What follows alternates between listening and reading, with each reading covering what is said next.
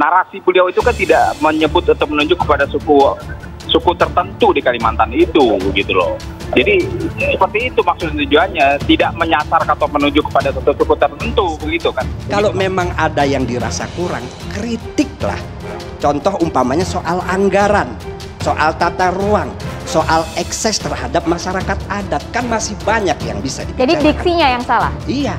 Apakah yang dimaksud Edi itu menghina satu suku? Nggak ada disebut satu suku. Apakah masalah ini punya konstruksi hukum yang layak diteruskan ke pengadilan? Dan kalau dibawa ke pengadilan itu hal yang biasa. Sebagai negara hukum, jadi nggak usah kita berpolemik. Kembali kepada si Artira Dahlan, objektivitasnya gimana kok PDIP? Oh, sangat jelas. Harus digimanain dia? Sangat jelas. Diadili juga? Oh iya. Tapi kenapa dibawa-bawa seolah-olah mengungkapkan kalimat-kalimat yang menurut saya dalam konteks konferensi pers itu sangat tidak pantas. Menghargai, makanya kalau misalnya itu ada kesalahan kami mohon maaf ya. Jadi ayo kita bareng-bareng. Kalau memang ini tadi saya dengar juga siap diproses hukum, kalau itu yang terbaik saya kira tidak masalah. Supaya didudukkan bahwa apa kalimat itu melanggar atau ini tidak. Kadang-kadang memang bukan hanya karena kebencian, karena di media sosial segala macam ada kesenangan tersendiri sehingga dia terdorong untuk melakukan itu. Baik, kita ikuti bagaimana diadili.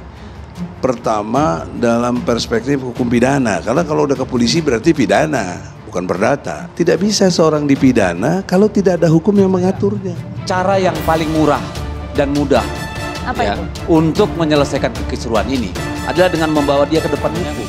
Tadi ya, ketika sudah minta maaf kita harus apresiasi, baik Bang Arteria Dahlan maupun Bang Edi ya. Tetapi yang kedua memang pada level selanjutnya, ketika proses hukum ya sudah masuk ke penegak hukum, poin kita yang paling penting adalah ujian negara penegak hukum adalah tegakkan hukum seadil-adilnya, tidak diskriminatif ya. Karena Edi Mulyadi ditahan, polisi didesak penjarakan kader PDIP. Risma dan Puan ikut terseret. Sastrawan politik Ahmad Hozinuddin memberikan komentar mengenai kasus Edi Mulyadi, dikutip dari warta ekonomi jaringan suara.com. Ahmad merasa heran lantaran Edi Mulyadi ditetapkan sebagai tersangka. Edi Mulyadi ditetapkan sebagai tersangka lantaran menyebut Kalimantan sebagai tempat jin buang anak. Gak perlu kami bantah berbusa-busa. Toh hukum diterapkan suka-suka, mau advokat, doktor, atau profesor. Toh hukum itu di tangan penyidik, jadi sudah tak perlu mempertahankan argumentasi. Silahkan tahan Edi Mulyadi, kata Ahmad dikutip dari warta ekonomi jaringan suara.com, Rabu 2 Februari 2022. Ahmad menilai penahanan Edi tidak adil. Ia pun kemudian mendesak polisi untuk mengusut berbagai kasus. 3 politisi PDIP pun ikut terseret. Ketiga politisi tersebut yaitu Puan Maharani, Tri Risma Harini, dan Arteria Dahlan. Untuk keadilan kalian tak bisa sembunyikan. Kalau Edi ditahan, Arteria Dahlan juga harus segera ditahan. Jangan sampai hukum hanya tajam kepada aktivis tapi tumpul kepada kader PDIP. Tahan juga Puan dan Risma yang merendahkan Sumatera Barat dan Papua. Jangan sampai hukum hanya tajam kepada aktivis tapi tumpul kepada kader PDIP. Begitulah ungkapnya. Sumatera Barat berbineka, jangan ajari orang Minang tentang hal itu. Mau buang ASN ke Papua? Memangnya Provinsi Papua tempat orang tua kan? Begitulah lanjutnya. Menurutnya melihat kasus Edi Mulyadi, aktivis yang kerap mengkritik pemerintahan Jokowi tak akan bungkam. Jangan anggap kriminalisasi terhadap Edi Mulyadi membuat kami takut. Kami telah diajari dengan akidah Islam untuk terus menyuarakan kebenaran meskipun di hadapan Jokowi yang zalim. Begitulah bebernya. Bagian media sosial Edi Mulyadi melambaikan tangan saat tiba di Barreskrim Polri Jakarta. Komisi Kepolisian Nasional mengapresiasi upaya Polri dengan mengusut kasus ujaran kebencian yang dilakukan Edi Mulyadi. Komisioner Kompolnas Pungki Indarti mengatakan kasus ini menjadi pelajaran seluruh pihak agar berhati-hati dalam mengemukakan pendapat. Kompolnas disebutnya mendukung Polri dalam penanganan kasus ini. Kompolnas juga meminta Edi Mulyadi untuk bersikap kooperatif dalam kasus tersebut.